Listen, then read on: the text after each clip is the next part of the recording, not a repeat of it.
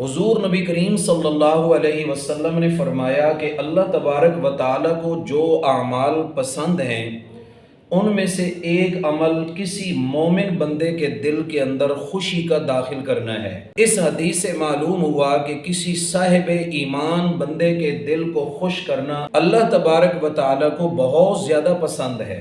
آج اگر ہم سب کو اس حدیث پر عمل نصیب ہو جائے تو یہ معاشرہ دنیا میں جنت کا نمونہ بن جائے کہ ہم دوسروں کو خوش رکھیں۔ اگر ہم دوسروں کو خوش کرنے کی کوشش کریں گے تو دنیا میں کوئی جھگڑا نہ رہے، کوئی حسد نہ رہے، کوئی کسی کو تکلیف نہ پہنچے، اور کسی کو خوش دلی کے ساتھ مل لینا، ملاقات کر لینا، یہ ایک صدقہ بھی ہے اور دوسرے کی دلجوئی بھی ہے۔ حضور علیہ الصلوۃ والسلام نے ایک موقع پر صدقہ کی بہت ساری قسموں کو ذکر فرمایا۔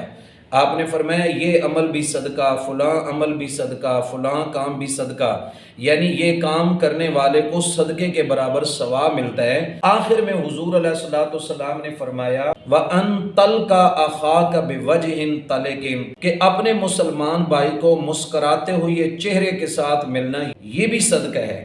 اگر کسی کے لیے روپے پیسے کے ساتھ صدقہ کرنا مشکل ہے تو چہرے کی مسکراہٹ کے ساتھ دوسروں کو خوش رکھنا یہ تو بہت زیادہ آسان ہے، لیکن یہ بات ذہن کے اندر رکھنی چاہیے کہ یہ خوش کرنا کسی گناہ کے ذریعے نہ ہو، مباح اور جائز کاموں کے ساتھ دوسرے کو خوش کرنا ہو۔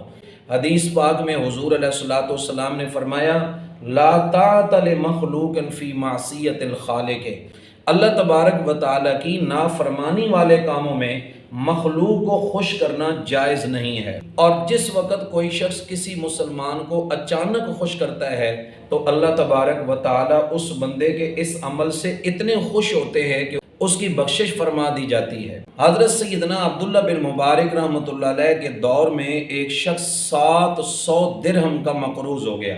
لوگوں نے اس کی سفارش کی حضرت عبداللہ بن مبارک رحمۃ اللہ علیہ سے، جو اپنے وقت کے بہت بڑے محدث بھی تھے اور حضرت امام بخاری رحمۃ اللہ علیہ کے استاد بھی تھے اور بہت سخی دل تھے۔ انہوں نے حضرت عبداللہ بن مبارک سے عرض کیا کہ حضرت یہ بندہ ہے 700 درہم کا مقروض ہے اور قرض سے نجات پانے کا اس غریب کے لیے کوئی راستہ نہیں ہے۔ حضرت عبداللہ بن مبارک رحمۃ اللہ علیہ نے اس مقروض شخص کو ایک رکہ لکھ کر دیا اور فرمایا کہ یہ جا کر میرے منشی کو دو۔ منشی نے جس وقت وہ رکہ پڑھا اس کے اندر لکھا ہوا تھا کہ 7000 دینار اس بندے کو دے دو۔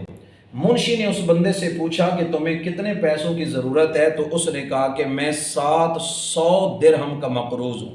تو منشی نے ایک رکہ لکھا حضرت عبداللہ بن مبارک رحمۃ اللہ علیہ کو کہ حضرت کہیں آپ بھول تو نہیں گئے، اس بندے کی ضرورت 700 کی ہے، آپ نے اس کو 7000 درہم دینے کا لکھا ہے، کہیں آپ سے بھول تو نہیں ہو گئی؟ حضرت عبداللہ بن مبارک رحمۃ اللہ علیہ نے پھر ایک رکہ لکھا اور اس میں فرمایا کہ جیسے میرا یہ خط اور رکہ آپ کو ملے اس بندے کو 14000 درہم دے دو۔ پھر منشی نے جب یہ بات پڑھی تو اس نے پھر لکھا کہ حضرت اگر اس طرح آپ رقم لٹاتے رہ گئے تو سارا سرمایہ تو ختم ہو جائے گا۔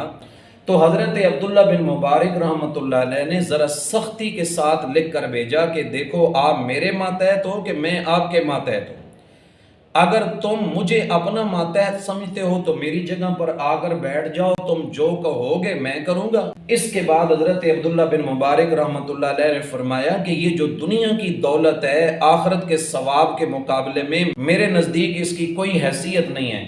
میں نے حضور نبی کریم صلی اللہ علیہ وسلم کو فرماتے ہوئے سنا کہ جو شخص کسی مسلمان کو اچانک خوش کرے گا اللہ تبارک و تعالیٰ قیامت کے دن اسے بخش دے گا۔ میں اس مسلمان کو 700 پہ جو 14000 درہم دے رہا ہوں اس کو اچانک خوش کرنے کے لیے کہ میرا اللہ مجھ سے راضی ہو جائے۔ آج چونکہ ہمیں آخرت کی اتنی فکر نہیں ہے اس لیے ہم دنیا کے مفاد کے پیچھے لوگوں کے دلوں کو توڑتے رہتے ہیں۔ اگر کسی سے اچھا تعلق ہے تو وہ بھی دنیاوی غرض اور دنیاوی لالچ کی وجہ سے ہوتا ہے۔ اللہ تبارک و تعالی ہم سب کو اخلاص کے ساتھ فکر آخرت نصیب فرمائے اور ایک دوسرے کی سچی ہمدردی نصیب فرمائے اور ایک دوسرے کو خوش رکھنے والا بنائے۔